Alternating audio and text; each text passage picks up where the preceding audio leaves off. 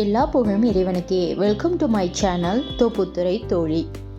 இப்போ நம்ம பார்க்க போகிற ரெசிபி ரொம்ப சுலபமான முறையில் ரொம்ப டேஸ்ட்டாகவும் சீக்கிரம் செய்யக்கூடிய கீரனூர் பிரியாணி தாங்க செய்ய போகிறேன். ரொம்ப டேஸ்ட்டாக இருக்குங்க. வாங்க எப்படி செய்யலாங்கிறத பார்க்கலாம். இப்போ நான் அதுக்காக 1/2 கிலோ சீரக சம்பா அரிசி எடுத்திருக்கேன். 1/2 கிலோ சீரக சம்பா அரிசிக்கு 1/2 கிலோ மட்டன் எடுத்திருக்கேன்.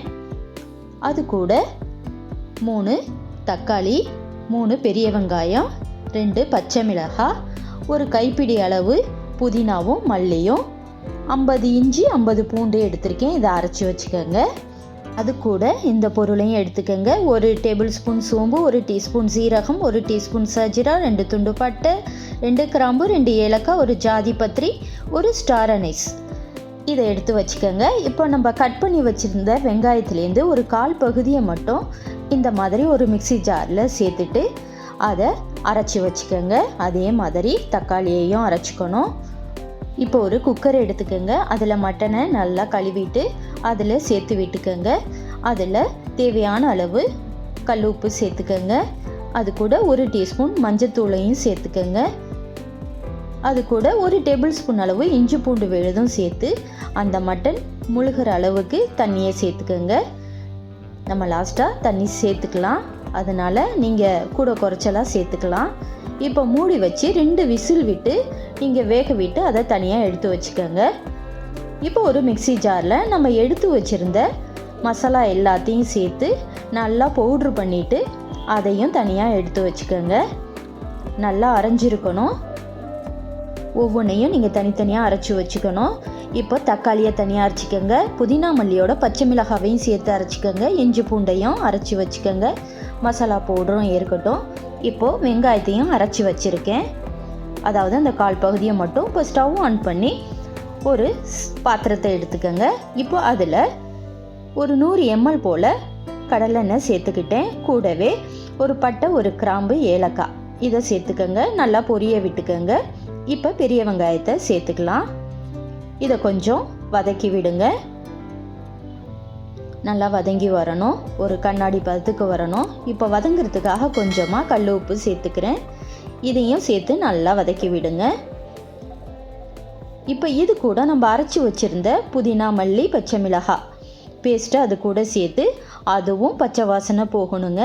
நல்லா வதக்கி விடுங்க.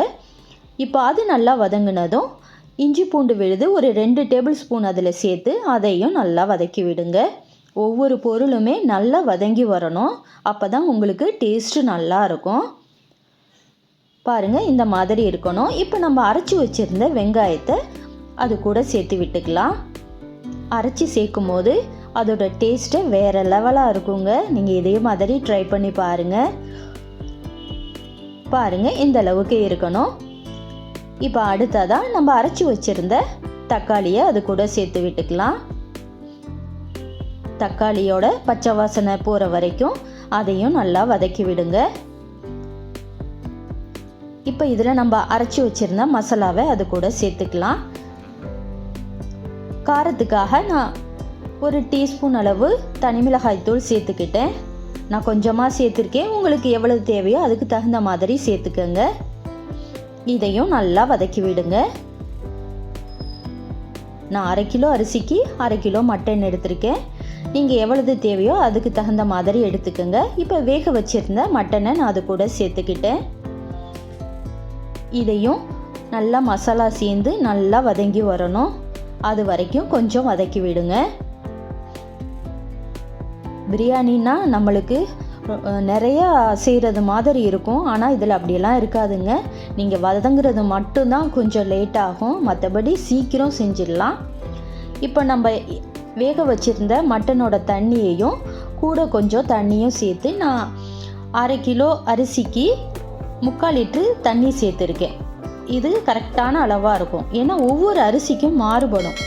இது நல்லா கொதித்த பிறகு அரிசியை நீங்கள் ஒரு 20 நிமிஷம் ஊற விட்ட பிறகு அதை எடுத்து இந்த மாதிரி இதில் சேர்த்து விட்டுருங்க. நீங்கள் வேலை ஆரம்பிக்கும் போதே ஃபஸ்ட்டு அரிசியை ஊற வச்சுட்டு தான் நீங்கள் இதை ஸ்டார்ட் பண்ணணும். உங்களுக்கு கரெக்டாக அந்த டைம் வந்துடும். இப்போ இது நல்லா வெந்து வரட்டும். ஏன்னா சீரக சம்பா அரிசியில் செய்யும் போது கொஞ்சம் குழஞ்ச மாதிரி வந்துடும். அதனால் நீங்கள் தண்ணியை கரெக்டாக வச்சுக்கணும். அதே மாதிரி நீங்கள் தம்மில் போடுற பதமும் கரெக்டாக இருக்கணும். ரொம்பவும் குழஞ்சிடக்கூடாது. அதுக்கு தகுந்த மாதிரி நீங்கள் கம்மி பண்ணி தண்ணி வச்சுக்கிட்டு கூட பக்கத்து அடுப்பில் கொஞ்சமாக தண்ணியை கொதிக்க வச்சுட்டு கூட நீங்கள் அதில் சேர்த்துக்கலாம். பயப்படாமல் செய்யுங்க. கொஞ்சமாக நெய் சேர்த்துட்டு இப்போ ஒரு பழைய தோசைக்கல்லை ஸ்டவ்வில் வச்சுட்டு ஸ்டவ்வை சிம்மில் தான் இருக்கணும். இப்போ இந்த மாதிரி ஒரு அலுமினியம் ஃபாயில் பேப்பரை போட்டு நல்லா காற்று போகாத அளவுக்கு மூடி விட்டுருங்க. நீங்கள் தம்மில் போட்டு கரெக்டாக 20 நிமிஷம் அப்படியே இருக்கணும். நீங்கள் திறந்து இருந்து பார்க்கவே கூடாது. இதை நல்லா மூடி விட்டுட்டு அதுக்கு மேலே எப்போதும் போல் ஒரு மூடியை போட்டு மூடி விட்டுருங்க.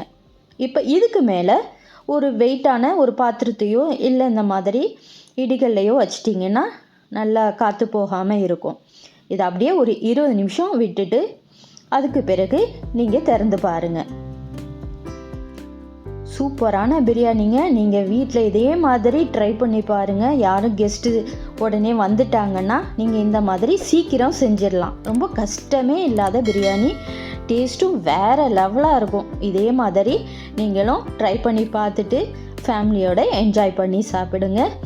இந்த ரெசிபி உங்களுக்கு பிடிச்சிருந்தா லைக் பண்ணுங்கள், ஃபேமிலி ஃப்ரெண்ட்ஸுக்கு ஷேர் பண்ணுங்கள், மறக்காமல் சப்ஸ்கிரைப் பண்ணுங்கள்.